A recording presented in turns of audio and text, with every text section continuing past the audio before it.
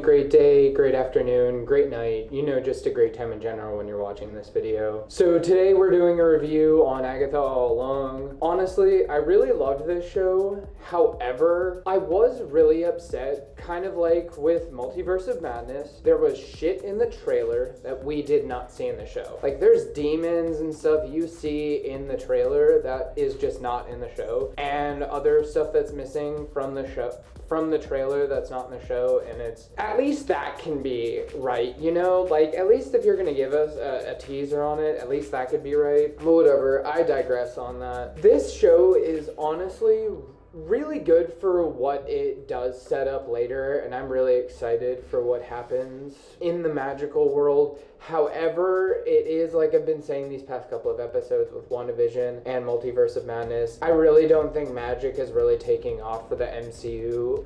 If I'm correct, like most of the movies and shows coming up are all based on the fucking superpowered people. So, it's whatever. We're just gonna get right into it. My overview for the show is that it is a solid 8 out of 10. I would give it a 9 at the highest, but I really do think it's an 8 out of 10 because of the missing stuff in the trailer. If the stuff in the trailer was there, this show would have been a 9 out of 10. It's not good enough to be a 10 out of 10, even with all that stuff that's missing, but it is good enough to at least be an 8 out of 10. So the show starts off with us finding Agatha under Wanda's spells. Now, something that's mentioned before we get to it that I've just been thinking about, she all of a sudden, it's talked about later in episode 1, it's been 3 years since Westview, since WandaVision. And it's like, okay,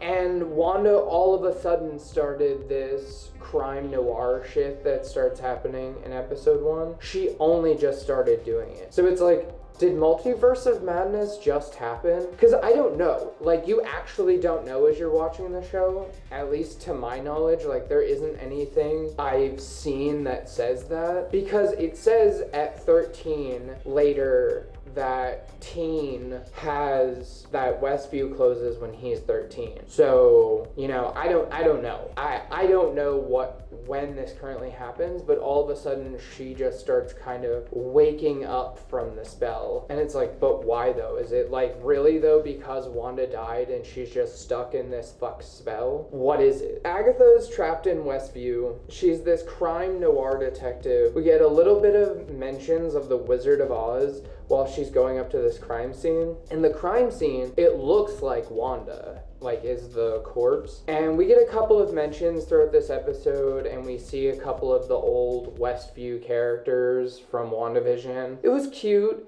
We get kind of a little reminiscing with them, seeing what they're playing in Agatha's story. She's called Agnes in the story she's playing. She's a noir detective. While she's at the crime scene, she's like checking things out. She ends up finding her brooch, which is spontaneously out in the middle of the woods. She of course doesn't know it's hers, same like she doesn't fully recognize Wanda. And it's really interesting because it's mentioned later that she did see a body, but she wasn't sure. Is she really waking from Wanda's spell, and that was like what was breaking her out of it? I'm not exactly positive. With stuff that ends up happening in this episode, you kind of think it is another WandaVision thing happening, like another show, and she's like acting like a noir detective trying to solve this murder of Wanda, but it seems like she's breaking out of the spell. We see another witch, which we don't know until later when she breaks out of the spell, and then another baby witch, which is Teen, who breaks her out of the spell. And it's just a really cute episode.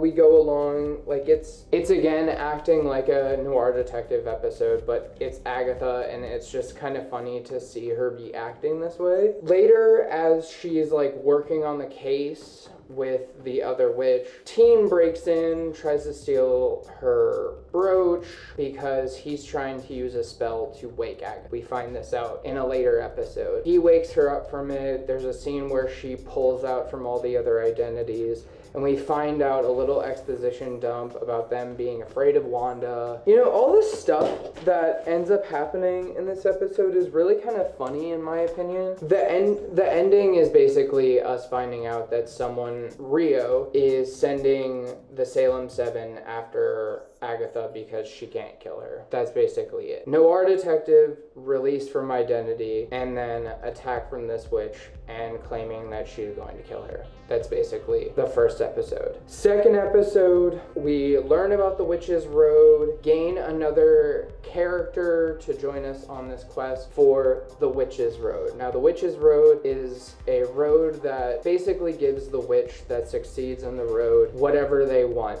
at the end of the road. And you know, it's a great way to entice people, you know, get them in and then do whatever you want with them afterwards. And there's just a lot of weird moments that happens throughout this episode because it's like a collecting of characters. They're like gathering the characters to go on the road with. So it's like the heist episode where they're gathering, heist. They're doing the adventure episode where they're collecting all the characters. Lilia the divination witch, Jen the potions witch, Alice the protection witch. And then later Mrs. Hart or Sharon Davis. I don't know why I'm air quoting there. That is her real name. Mrs. Hart is her fake name that Wanda had given her. They all do an amazing performance of the Witch's Road ballad. The road appears, but should it have? And the Sevens start to attack, and then they run into the portal. It's how the episode goes. Collecting the characters, singing the song, going into the road. I'm noticing if I didn't sit here and tell you every single detail that happened in this episode, there is literally like 3 acts to these episodes as I'm talking them out. 3, I think one of them maybe has 4, but honestly it really is 3. We go to episode 3 because they started the Witch's Road. We find out that you can't step off the road or the road will try and eat you. And they go to their first trial, which is a potions trial. And it's like this beachy house. Everyone looks all pretty after they step inside. It's really funny and cute. They have a lot of these little moments. And they finally start the trial by being poisoned in wine. And they have to do this whole, find these pieces to make a potion that's an antidote for it. And they end up doing it. As this goes along, you not only see that Agatha seem like she knows more of what's going on than meets the eye, but also she may be screwing with people. Definitely, like, it's kind of confirmed later. There's a tarot episode that happens later, and Teen pulls a card for her that says she's telling the truth. And honestly, as you watch this show, I don't think Agatha's lied the whole time. She's either skirted around something or she's told a direct truth, but an evil direct truth. So you just like kind of brush past it in a way. So 2 things I'll note. One is something that happens during the trial, which is we get a mention of Agatha's son, Nicholas Scratch, which is 1, a famous witch name, and 2, in the comics, it's mentioned, well, they mention in the show, that he's an agent of Mephisto. That's a thing in the comics. In the comics, he actually is an agent of Mephisto. He's taken and corrupted, and she ends up having to kill him. Agatha does. It's pretty fucked. The ending of the episode is them getting out, and Sharon's dead. 1 member of the group down. Technically, she shouldn't have been on the road at all. She's not even a real witch. Start of it is, technically it's a little conversation, then it's the trial, then Sharon's dead. Because then they have another little moment where they find out Sharon is dead. 3 actions. Go to episode 4, we start getting mentions from Agatha that she does think shit is up with the road, like she thinks something else extra is going on. Trying to get everyone to keep going on the road, but they're being respectful and burying Sharon's body. And no one wants to keep going unless they summon a replacement Green Witch, which this which Sharon wasn't even. And they end up summoning Rio. That was the witch from the first episode that said she was going to kill Agatha. And she even claims to be the Green Witch, which we find out later means she's deaf. Yeah, spoiler alert, they summon death to the road. And she was previously Agatha's girlfriend. Yeah, that's a whole thing whenever it comes up, and it's honestly really funny / really cute. And something that we find out as this trial goes along, because it turns to like this 80s rock band studio, not only, so Alice, the character I mentioned previously, the protection witch, she came on this road because she was looking for her mother. But that wasn't really true. Everyone just kind of thought her mother died on the road, but what actually happened, she died in a hotel fire. She came on the road because her mother told her the road would save her. And this is where we find out while on this trial that Alice has a generational curse that now gets put on everyone else. And they have to sing her mother's ballad to destroy the curse. And honestly, this curse looks like a B-movie monster that they made in 5 minutes. It looks so bad. But if you take it out, the rest of the episode is really great. I love this show for all the quirky moments more than like really wanting the power stuff. It's just really cute, all the little moments that happen between Agatha and Teen. And after they get out of the trial, Teen got hurt during the trial. The demon sent him flying, and Jen ends up healing him. And they have this whole connect moment where everyone talks more, they share more. We're noticing as this story goes along that Rio wants something else than she's claiming, and Agatha seems to also want something else than she's claiming. To recap before we leave episode 4, beginning, summoning of Rio, trial, connection / revelation about some things. I want to talk more in depth. I also want people to go see these shows, and I feel like if I sit here and I go down each individual thing, it's not going to be as fun because I'm not recounting any other detail that anyone else hasn't already done. Plus, I would really like to sit with someone in a room and talk about these shows. It'd be nice to bounce ideas off of people. Episode 5 starts with a chase because the Salem 7 join in through the portal that was accidentally left open when they summoned Rio. And they end up flying all the way into their next trial, which turns into like this 80s sleepover, and it's Agatha's trial, and it's communing with the dead. There's just a bunch of funny, cute moments that happen in this little episode, and then we get a revelation from Agatha's mother because Agatha ends up getting possessed / her spirit ends up getting summoned, her mother's, and we find out that her mother always thought Agatha was evil, always knew she was evil, should have killed her when she was born. And it's just like, wow, your mother hates you, and no wonder you became what you became because you never had someone that really loved you except for her son and I guess death too. But her son really loved her, and once she lost him, she didn't really have anything tying her to being a quote-unquote good person. Same with her mother. That's why she still carries that brooch around. People think she just stole it from her mother, but it really was her last thing she has of her mother. So she wants to keep it. And it holds her son's lock of his hair. So it's the last 2 things of the last 2 people she ever cared about.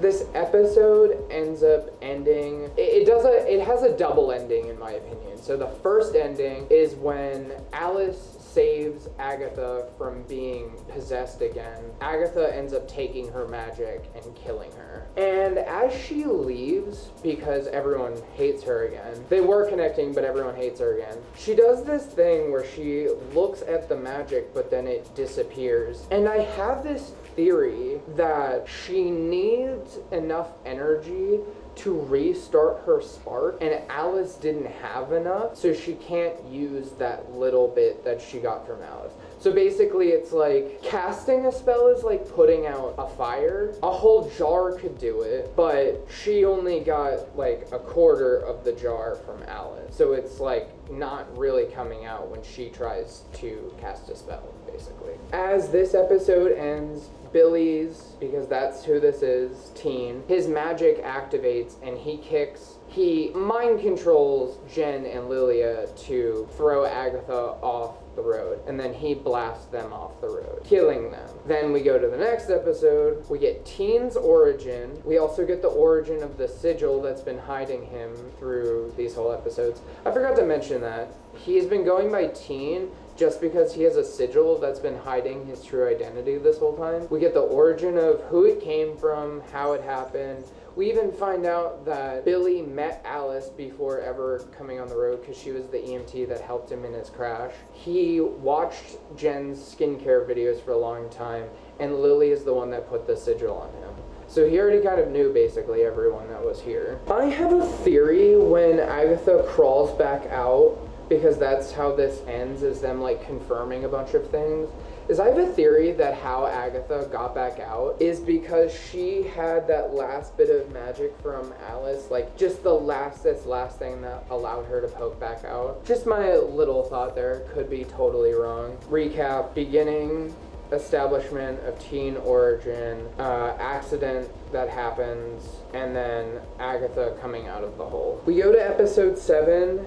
And this is Lilia's divination trial, where we find out about her gaps in her memory, how she jumps around. She's been doing this thing throughout these episodes where it's like different parts of her come awake or come alive, and she's like jumping throughout time, and there's a tarot trial that happens. It's just cute. Their little outfits they're in, they're all in different outfits that represent who they are underneath. The episode ends with Lilia sacrificing herself to get rid of the Salem 7.